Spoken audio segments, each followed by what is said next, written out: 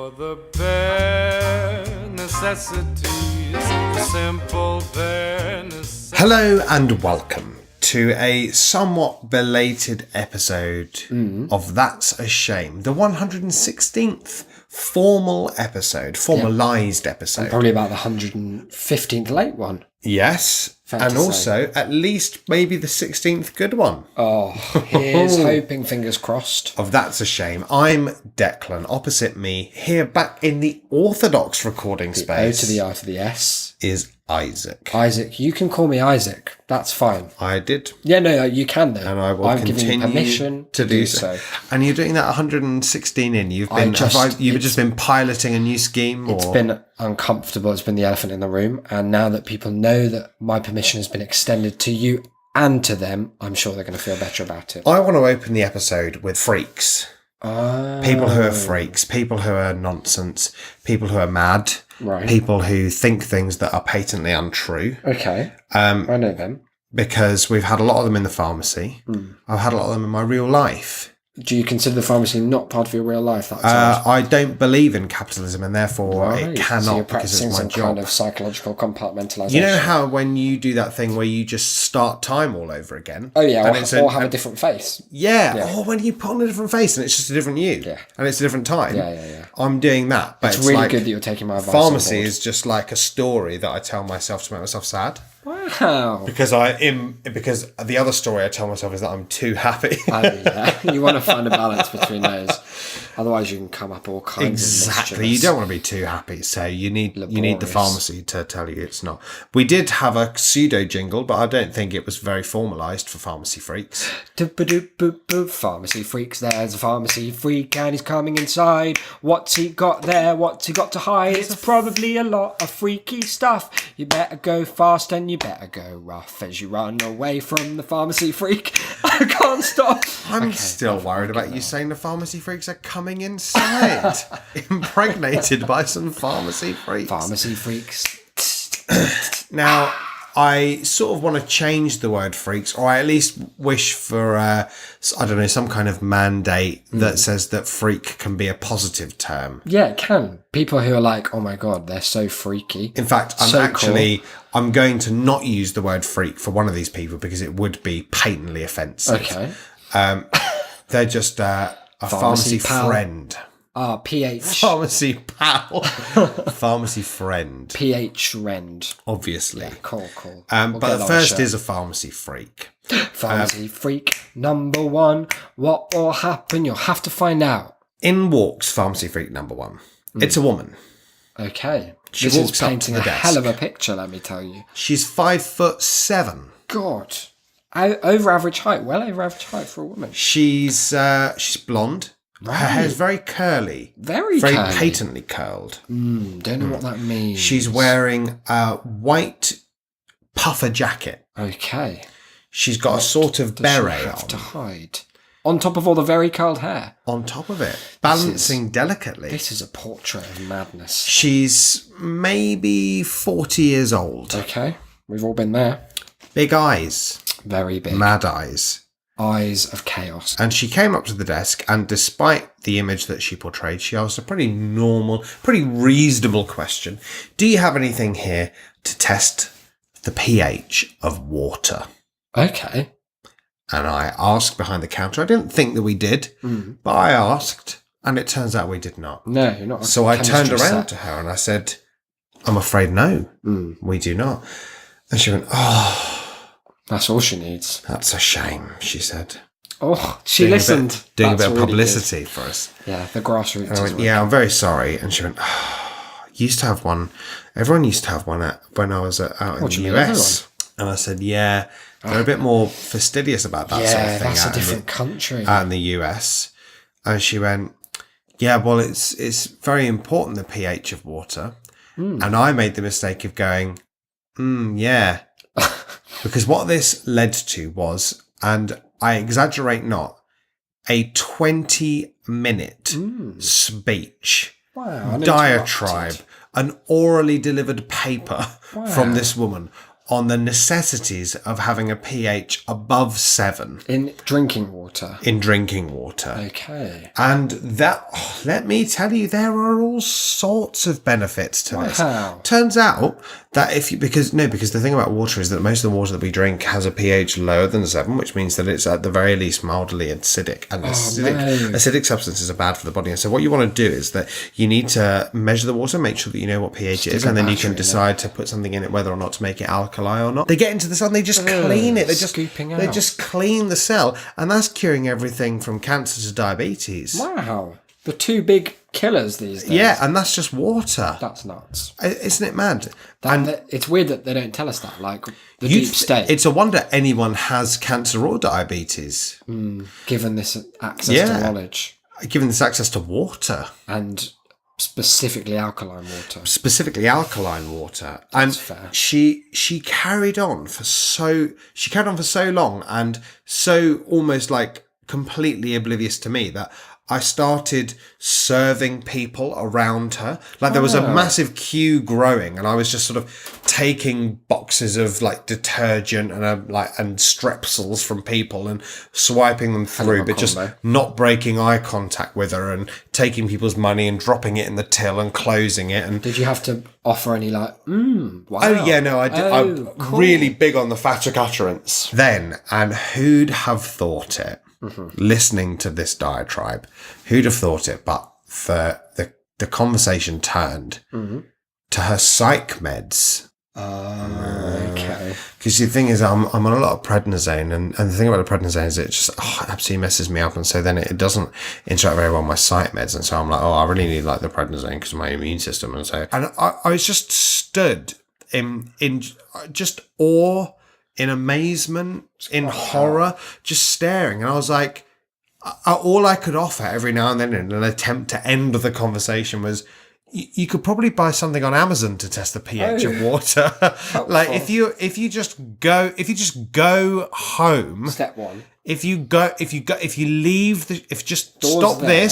Stop now. There's nothing more I can do. Out the door, home, clickety click, Amazon. Yeah. pH test. It'll be at your door in minutes. Amazon, so she's donated to charity as well. Exactly. There you go. Nice. And she wouldn't. And then, as I was telling you a little while ago, I think like the other day, maybe my boss has this mad kind of way with people that whatever she says, she has such a precise cadence to the voice that if she hits a full stop in her sentence, that is it. Like everyone in the room knows that's the final thing that will be said on the matter.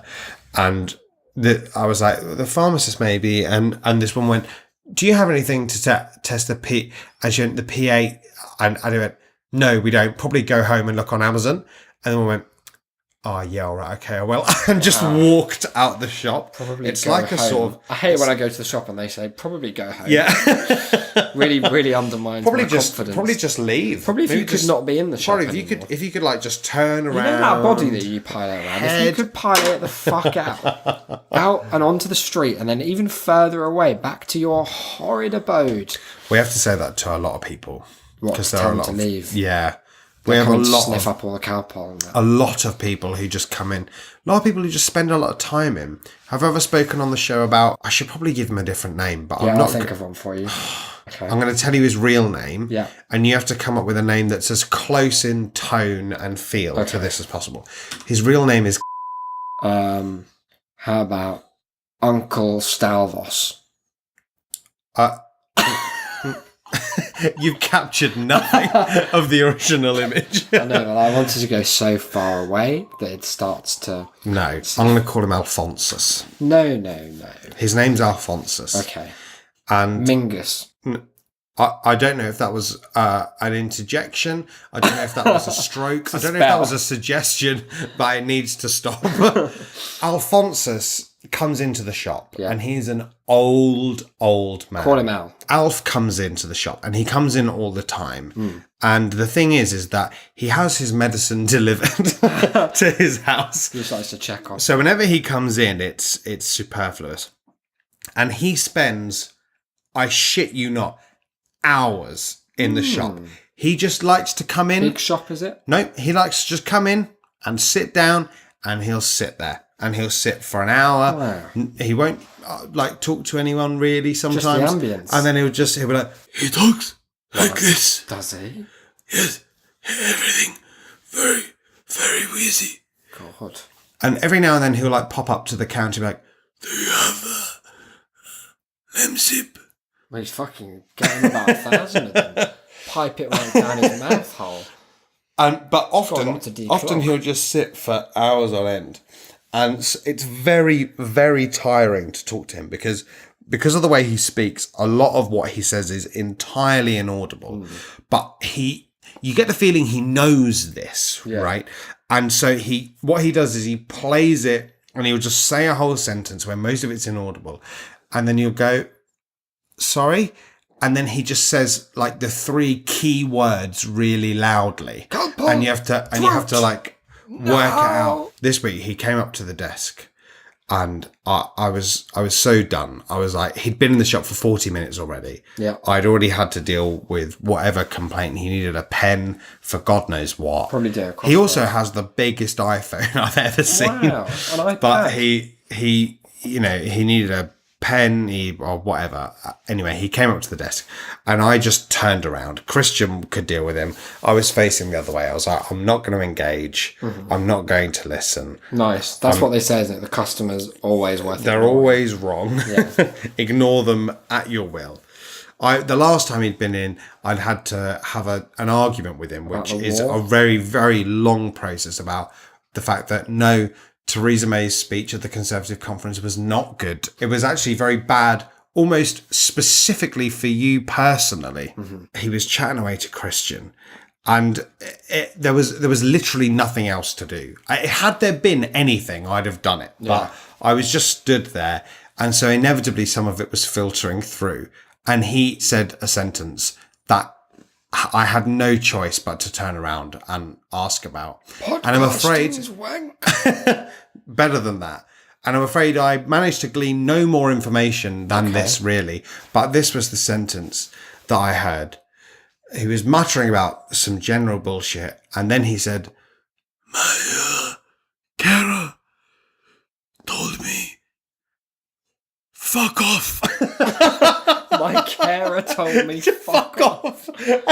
Wow. I was like, he's a really nice old guy. But at the same time, I was like, I can wholly understand that your carer told you to fuck off. Right, you probably turned up at their house on Sunday night and just sat around in the living room for hours on end and refused to go. Fuck off! Imagine it was shouting at an old man to fuck off. It was so funny in his little wheezy voice.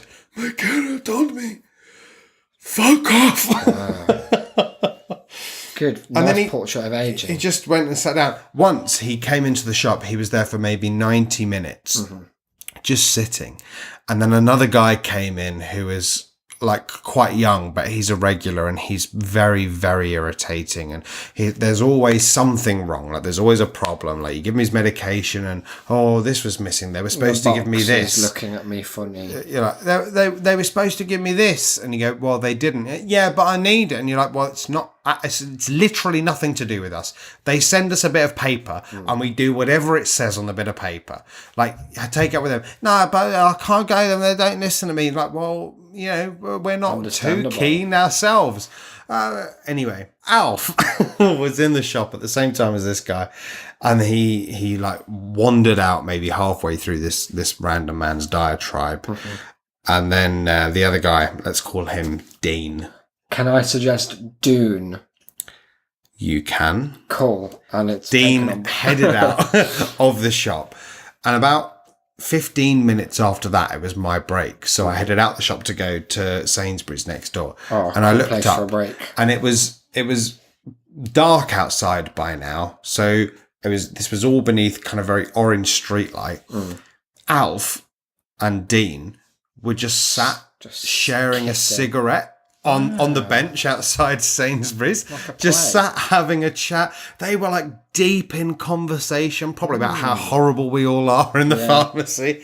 But it just amazed me that these people, they could not have been more disparate. Wouldn't it be good if you were if they got married and you were asked to officiate their wedding? And I'd say, look, I don't like either of these. And that's what brought them together. My sheer animosity towards these pharmacy freaks. I think that our third character in today's little tableau, the one whom I shall not call a freak, okay, who I'm going to call our pharmacy friend. Pharmacy friend. Is by far my favourite. Okay. And it's the sort of customer that I wish we had all the time. She was maybe a 50-something-year-old woman, quite short, glasses that magnified the eyes, Edna May the sort. Yeah. And she came up to the counter. I'd never seen her before. And she came up and she spoke very quickly and all the time. Okay. And she came up to the counter. Hi, yeah, no, I've got this prescription to hand in. Could you take it there? Yeah, I've already signed it, so you can hand it in already. Have you worked here long? Have you been here long? I don't think I've seen you here before because I'm in here most of the time. But actually, no, to be fair, I haven't been here for a couple of months. But so maybe you might have started in that sort of time. And just went on like this. And eventually she had to pause to catch breath. And I went, yeah, no, I started a couple months ago, but I don't think I've seen you either. Oh, well, you seem quite nice. So no, it's always good. It's nice to see like new people here. No, it's always blood. good. So no, you seem like you enjoy your sports. Do you enjoy your sports? Enjoy your sports? What did she base that on? I don't know. Were you wearing one of your famous sports jerseys? I was just there in full football kit, shin pads. Nice. Shin pads outside the shirt, the suit trousers. Nice. I said, yeah, no, I quite like football. Yeah, no, I like football as well. Yeah, I quite like football. Who do you support? She said. I said, I support West Ham. She said, oh, no, well, that's a shame. Can't be for everyone. Oh, wow. I went, oh, well, who do you support? Yeah, no, I support Spurs. I was like, so it's not great, but it's better than you.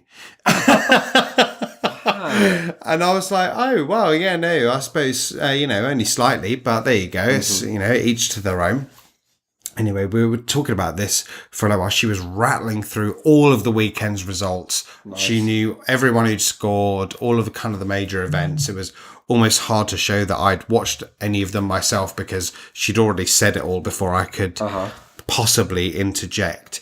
And then she was in the middle of saying, no, I think, I don't think Liverpool are going to stand a chance this season, really. I think Man City are going to take it. Has anyone ever told you look like Ed Sheeran? What a great turn. So I said, yeah, no. I like to think that the whole prelude was just a build up to that. She was like, right, to break the ice, let's do 25 minutes of chat about all the fixtures and results. So I said, yeah, no, funnily enough, some people have. No, I see what they mean. I think that you do because you look a bit like, you've got the sort of hair and the sort of beard. Yeah, so, yeah, no, I think a little bit like a chair. I said, yeah, I don't really agree with that. I think he's a bit of an ugly bastard, really. I said, I've kind of sort of take it as an insult when people say, no, but you got the ginger hair. I went, yeah, well, Prince Harry's got ginger hair. Why don't you say I look like Prince Harry? No, you don't look like Prince Harry, she said. He's gorgeous, specimen. You've made me feel sick. So at this point, Christian came over and he was joining in the conversation, and she said, don't you think he looks like Ed Sheeran? He went, no, I don't think he looks like Ed Sheeran. No, but he's got the ginger hair. And I went, yeah, well, so does Prince Harry. So no, you don't look like Prince Harry, she went. And this is how the conversation went for maybe half an hour while like her medications were prepared. And it just went on for ages. And then the ultimate moment came as she left. We handed over the medicine. We said a quick goodbye. She had another dig about the Ed Sheeran thing and wandered off. And I went, well, safe journey home and hope you lose midweek. Nice. Because they were playing in the Champions League. And she turned round and looked, and there was maybe 3 or 4 seconds of silence. And then she went, hope you lose always, loser, and did the L for loser sign on her head at me and walked out the shop. She fucking did me. You got dabbed on. Fucking pard. This is an absolute slam dunk. Absolutely pard. Hope you lose always, loser. And what I realised, it like is madly in a kind of strange. There's no response to that. It's so. What can you say? What can you say to someone genuinely, not ironically, genuinely doing alpha loser at you. It's too much. You can't. What can you say? No, I'm not. I did by accident at someone once. Because sometimes I sit with my head resting on the crook of my sort of thumb and forefinger, and it makes, I think, a C usually, but this person thought it was an L. They were very upset. Yeah, they thought you thought you were doing C for cunt. Yeah, I was like, look, what's and they the went, issue? "You're doing alpha loser at me," and you're like, "No, it's much worse than that." Sorry for the mix-up, you horrid idiot. Yeah, well, she's absolutely a done legend. you. She's a hero, and I fully concede. Yeah, I think you should probably start wearing like a dunce's cap, like really embrace. Because she said you're a loser that's going to lose always, and you need to internalize. I was thinking of doing the that guy in Dodgeball whose wife is always doing the alpha loser sign at him, but he mistakes it. He's like, L for love. Oh, yeah. I'm gonna have to probably shouldn't do that with customers too much. I'm gonna have to try and reclaim that, or else I'm just done for. You're absolutely bottom tier. All of this pharmacy freakage and friendage is, however, prelude. Okay. It's all prologue. 2. It's preface. 2. To the real freakage of the day. My girlfriend and I went out for dinner. Mm-hmm. We actually didn't go out for dinner. We went out for an undefined drive. Unspecified drive. That sounds like the kind of thing you do when you're going to go and murder someone. It does. Come out for an unspecified drive, darling. We both agreed beforehand there would be no murder. So it was a pact. Yeah. Okay. We had been going to go to the cinema, but it was like a bit of a faff, and there wasn't much parking, and neither of us. And you have to sit in the dark in the cinema. You know that? Yeah, and we just weren't on board. So I was like, why don't we just go for a drive, and then we can find someone, have a bite to eat or something. So helpfully, opposite was, and I've mentioned it previously, a harvester. We had a table in kind of quite oddly in the very centre of the room. It was a table for 2, almost like perfectly set up for a sort of Hot Fuzz or Stepford Wives kind of situation where everyone would just turn around and look at you. Okay, like a spotlight on you. However, thankfully, only one of the tables around us was actually occupied, and it was sadly occupied by the biggest bunch of losers this side of the equator. Wow. They were, I actually think that my girlfriend described them best. She leaned over to me as we were both kind of glancing furiously and hatefully at them. She leaned over to me and she said, I thought these sorts of people died with the crash in '08. Wow. They were older than us. Yeah. Not by much, but definitely. Okay. They were maybe 27, 28. Right. Kind of.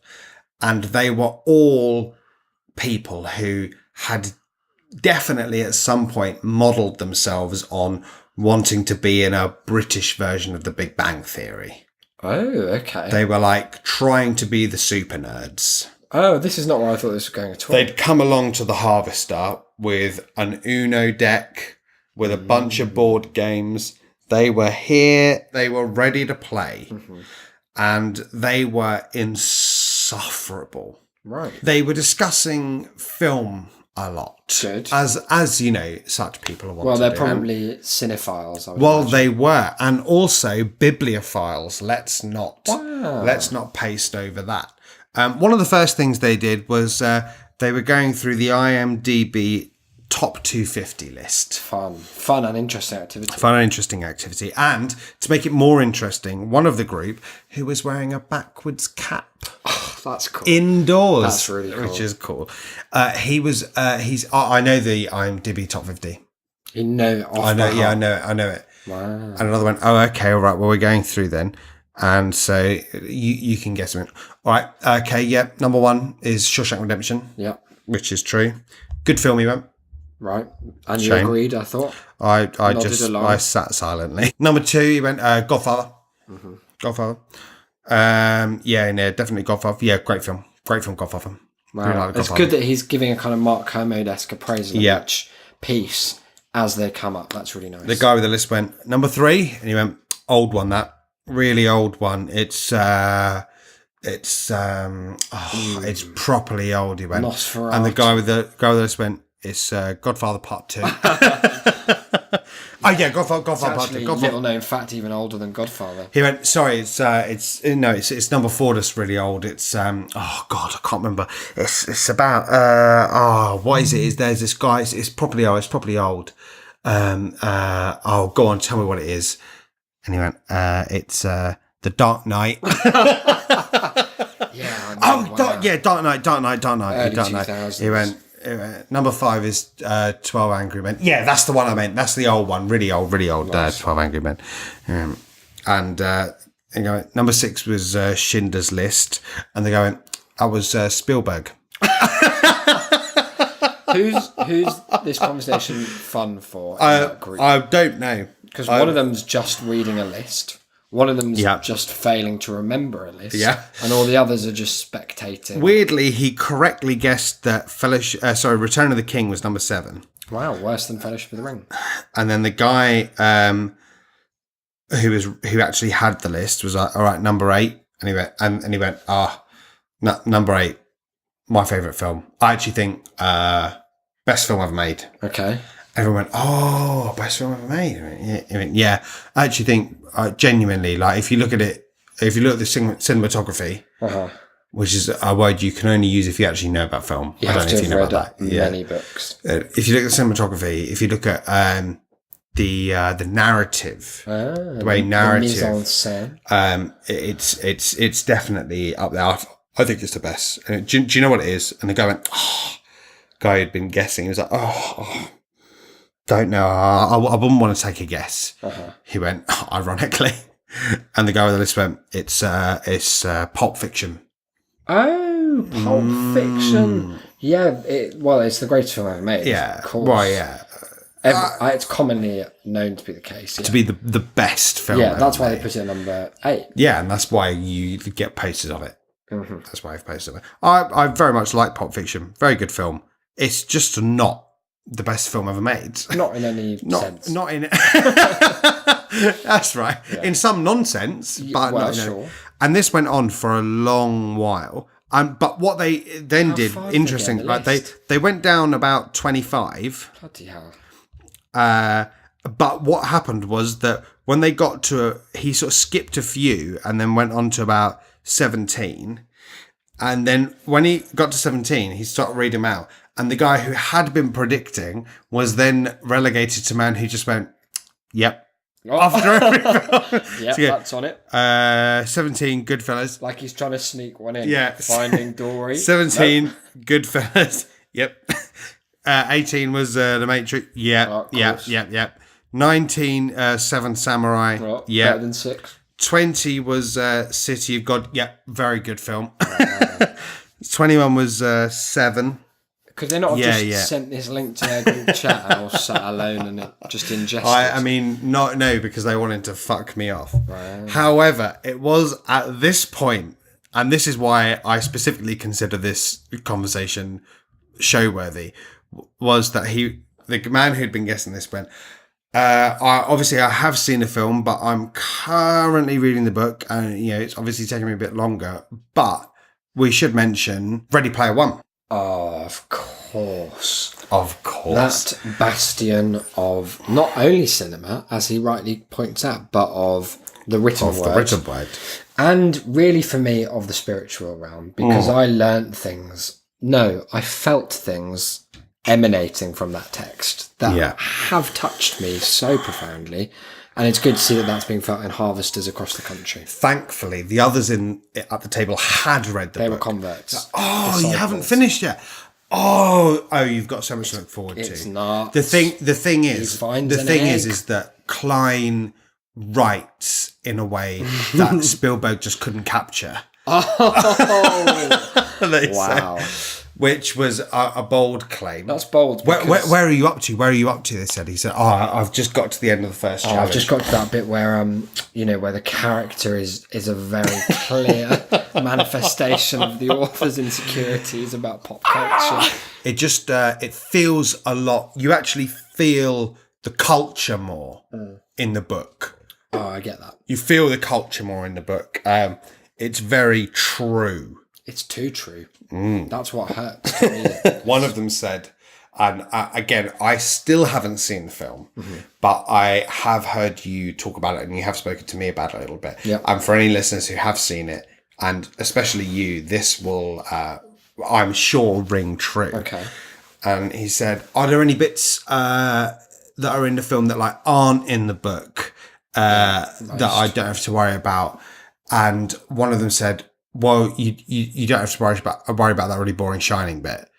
You have to worry about that. And everyone went, "Oh yeah, no, that completely like ruined it for me. Like really took me out of it. Really took me out." That's so sad. That was like definitively the best thing that happened in that film, which was perfectly enjoyable, like popcorn film.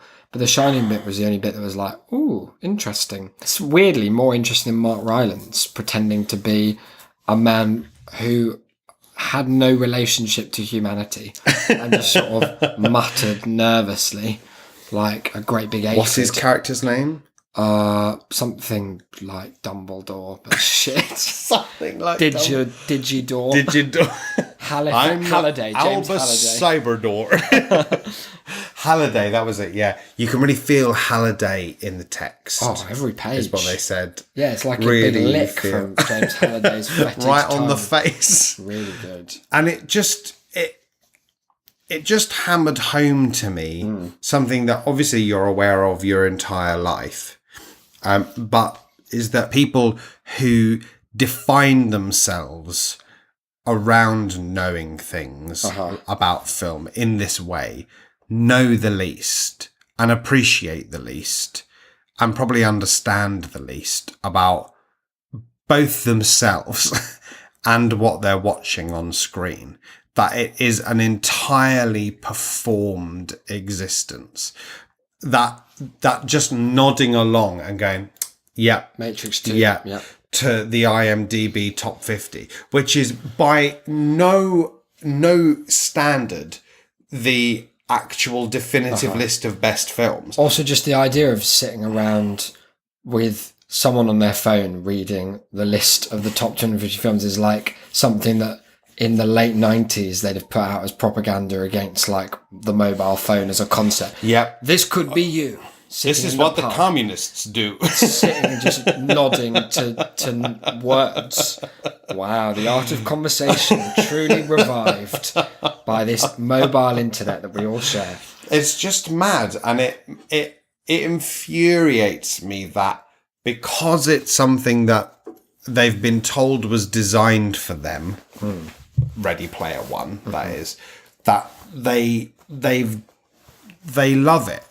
But it just, I've read like 3 chapters now. I got it off the shelf. You'd better finish that book. I got it off the shelf before the end of the year. Fuck off. You'd better. It will There's take you simply half a day. no way. Go and do it now. I'm pausing the show. I'm not till wasting you've 12 finished. hours of my life. Fuck. It's just that there's no way that you could say you liked it. I just don't believe it. Oh, I think people like it. For sure. I don't believe that you could like it. But Will Wheaton narrated the I audio. don't believe Does that not that you change? could like it. And I know that that's wrong, and I know it's a bad thing to say, and it's bad praxis to deny people their own individual pleasures as someone who's supposed to believe in the individual freedoms of all people. But there's no way you could read it and think it was good. Even if you liked, Good and liking it. even if you liked all of the things that are mentioned, and that is all that happens is that they are mentioned. You're saying they could just read a You top could 250 list you of could things that were literally in do the 80s. like the fact that they enjoyed doing that and enjoyed Ready Player One is beyond satire. If we wrote a book that was just the IMDb top 250, but like spun together in a narrative where And it's just like not even a one narrative, boy just in has sentences. to know every film. When I was watching The Shawshank Redemption with The Godfather and The Godfather Part 2, Hell of a triple bill. It made me think. it just, you cannot pretend to like that. I just refuse to allow people to get away with that. Tass@shame.city, let Declan know what you think. We've had an email, and it's perhaps relevant to what we've been talking about because it seems to me that you're attacking these poor, innocent 20-somethings just for liking what they like, for enjoying what they want to That's enjoy. fair. No, you wouldn't do that. I'm going to very go back unlike me. there same time next week because they have a game night, and so you can come along. Absolutely. You can come along That's and fine. you can join them. I've made a commitment. Listeners may remember after when was it? Sometime in the summer. Don't worry about what other people And enjoy. how's that been going? Really well. Yeah. How's that been going here alone in your room? Really, really well. We've had an email from Ollie, listener Ollie, Supercont Ollie, and I'm going to read it now. Imagine it's his voice. Dear Isaac and Declan, I enjoyed listening to episode 115 and was amused by your discussion of die-hard fans of Chertsey Museum, Thorpe Park, and finding out where all the tube doors stop. 115, obviously, Spume of the Living Dead, our 1 hour 50 special episode. It's baffling that anyone listened to a second of it. Ollie, our supercont / masochist. I listened to it on like 2.8 times speed, and it's still not over. I listened to it on normal speed, and it took me 5 days. You roundly lambasted these groups without apparently considering. Now, here's the curveball: that perhaps you, and that's both of us, but mainly you, are the dorky, die-hard theme park enthusiasts who you're teasing. I don't know anyone who has visited Thorpe Park since they're about 16. You can't convince everyone you're visiting theme parks and attending all-night movie marathons, ironically. Let's pause here because that's kind of Act 2 of the email concluded, where really it's just an attack at this point. He's got us in his sights. He thinks he's kind of got the measure of the men. And he's dishing it out. In a sense, he does. We'd be wrong. We'd be unfair to I've never said I'm ironically to deny going him that. to these places. No, you haven't. Are you saying, therefore, now that you're the dorky diehard fan that Not we're dorky, lambasting? no. Oh, okay, No, right. that's well, there never we go. been something appropriate to use in relation to this. Oh, It's absolute for listeners, manifestation. Isaac did a self gesture, a little quite rub something. down the own torso. I feel as though Ollie has correctly identified something of a hypocrisy that we do, of course, consider ourselves fans of these places, that we do keep going back, that we do enjoy going back. Yeah. Our first statement as podcasters was every fucker has a podcast. Yeah. And without even, addressing the fact that we're just contributing to that noise. We did say at that time, though, that this was as much for we'd us. have burnt our own ears off. I think, says Ollie, you should celebrate your love of theme parks and celebrate the man who just really loves the Chertsey Museum, which is, it seems, he's someone he knows. Yeah. And the kid who really He likes sent this email animal because rights. it's his uncle. It's him. He left that big review. Of course, there's no comedic value in this, and that's why I'm a boring. And then he uses a word that I won't say on there. It's flatulence related, but it shan't part from these lips, let me tell you. Thank you for your email, Ollie. He signed it off as well. I think as well that in a way, we have embraced it. Mm-hmm. We do keep going back. We keep on these tangents. Keep on going back to Thorpe Park. Well, at least twice. Yeah, I guess so. But you're not suggesting we go more often because I can't stomach Well, I mean, that. we probably will go again. Yeah, I'd I'd like to go again when it's empty. Right. We'll probably go back to Walton Towers. That place is For nice sure. and it has hex. It's much better than Thorpe. Well, yeah, infinitely. Yeah, absolutely. Unless Thorpe Park are looking to sponsor us, in which case, best place on earth. Walton Towers And is no a one will spit in your hellhole. mouth. Everything's miles away. You've got to They're walk owned through all by that the same horrible, people, beautiful you idiot. countryside. Well, look, this has been something of an episode. Sorry it's late again. And sorry that we missed one. We were very busy. Sorry there was no guest. We were very busy. We're going to work that out. The reason we didn't do one is because we had a guest whose very presence is one great big distraction from doing anything From productive. life. But he'll no doubt be appearing in a future. I'm going to get him to record something weird in future. Any other housekeeping stuff? We haven't done plugs in a while. We should probably do some plugs. Okay, you feel like this is the episode? I feel to like bring this us is back? probably as good as any. Okay. You know, we put out some stellar material last week. We put out maybe 3 hours of material last week. Nuts. So, if we're going to plug it, we'll plug it now. Okay. On You go. can email us if you, like Supercon Ollie, have noticed any of our podcasting hypocrisies, then please feel free to point them out.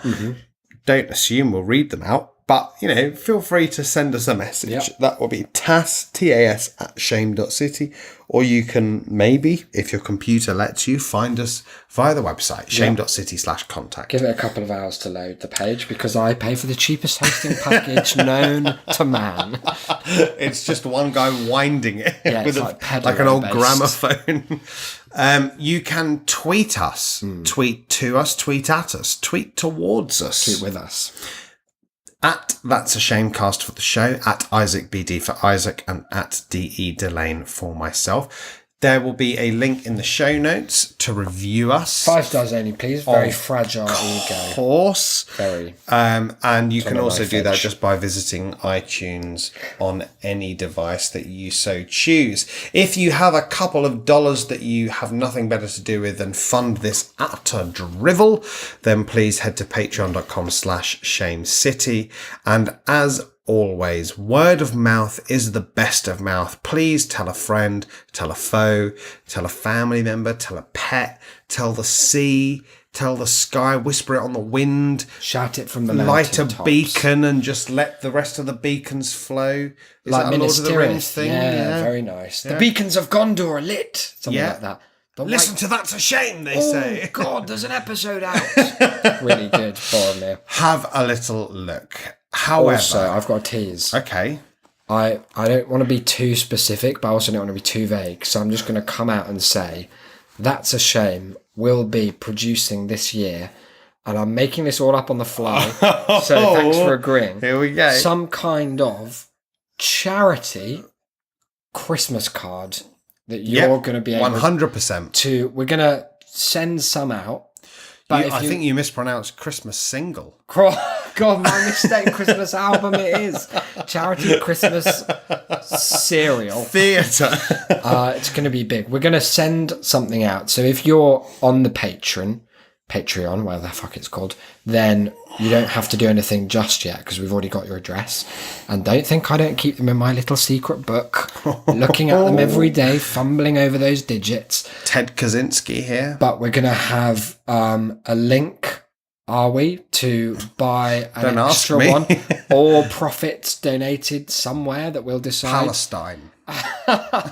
Just ship them off out. No one in Chuck a penny particular. over the border. Dear Palestine, we write on the envelope with the big check. We'll have a look. We'll flesh this idea out because it's something we talked about once, and then I just sort of improvised and riffed on it. But I don't they think say anyone will be able to a notice. vision's Don't just a vision worry. if it's only in your head. If no one gets to see it, it's as good as dead. So this is me just breathing life into that, like God Okay. into Adam's nostrils.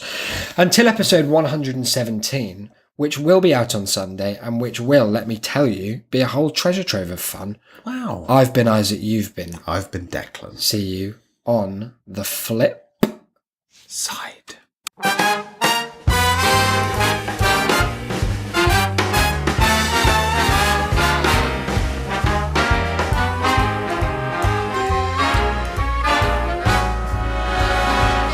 Look for the bare necessities, the simple bare necessities. Forget about your worries and your strife. I mean the bare necessities, oh Mother Nature's recipes that bring the bare necessities of life. Wherever I wander, wherever I roam, I couldn't be fonder of my big home. The bees are buzzing in the tree to make some honey just for me. The bare necessities of life will come to you.